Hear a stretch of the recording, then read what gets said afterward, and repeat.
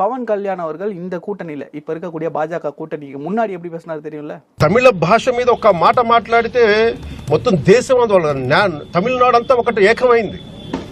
కమల్ హాసన్ దగ్గర నుంచి స్టాలిన్ దగ్గర నుంచి ఇంతమంది ఒకేసారి ఏకగళం అయింది.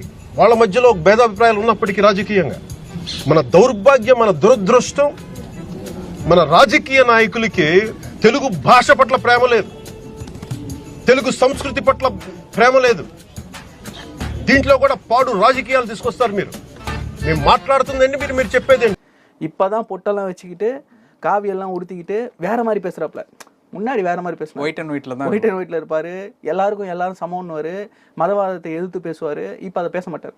ஏன்னா இப்ப இருக்கிற கூட்டணி அப்படி. మాట్లాడితే సంస్కృతాన్ని తిడతారు, హిందీని మీరు రుద్దుతున్నారు, సౌత్ దక్షిణాదిని అంటారు. అన్ని దేశ భాషలే కదా. మన తమిళనాడులో హిందీ రాకూడదు అంటుంటే నాకు అనిపించింది మనసులో ఒకటే, అప్పుడు తమిళ సినిమాల్ని హిందీలో డబ్ చేయకండి. డబ్బులేమో హిందీ నుంచి కావాలి, ఉత్తరప్రదేశ్ నుంచి డబ్బులు కావాలి, బీహార్ నుంచి డబ్బులు కావాలి, ఛత్తీస్గఢ్ నుంచి డబ్బులు కావాలి, కానీ హిందీ మాకు వద్దంటే అది న్యాయం. పనిచేసే వాళ్ళందరూ మనకి బీహార్ నుంచి రావాలి, కానీ హిందీని ద్వేషిస్తానంటే ఎట్లా? திரைப்படமும் கல்வியும் ஒன்னா? திரைப்படம் அத்தியாவசியமா, கல்வி அத்தியாவசியமா? கல்விக்கு தான் முக்கியத்துவம் கொடுக்கணும். அரசு ஒரு கொள்கை முடிவு எடுக்குது, ஒரு அரசியல் கட்சியா ஒரு கொள்கை முடிவு எடுக்கிறாங்க அப்படின்னா எதற்கு முக்கியத்துவம் கொடுக்கணும் ஒரு விஷயம் இருக்கு.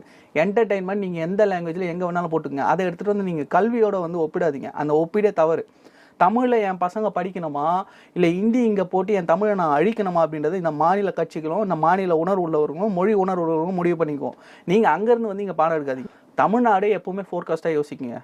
10 வருஷத்துக்கு அப்புறம் என்ன வரப்போகுதுன்றதை யோசிச்சு நம்ம இன்னைக்கு செயல்படுறோம். எல்லா மாநிலங்களுக்கும் 20 வருஷத்துக்கு நம்ம அப்ரண்ட்டாக இருக்கும் ஊழல்லையும். இந்த மொழி பிரச்சனை அப்படின்றதுல வந்து பவன் கல்யாண் வந்து நம்மளுக்கு பாடம் எடுக்க வேண்டிய அவசியம் இங்கே இல்லை.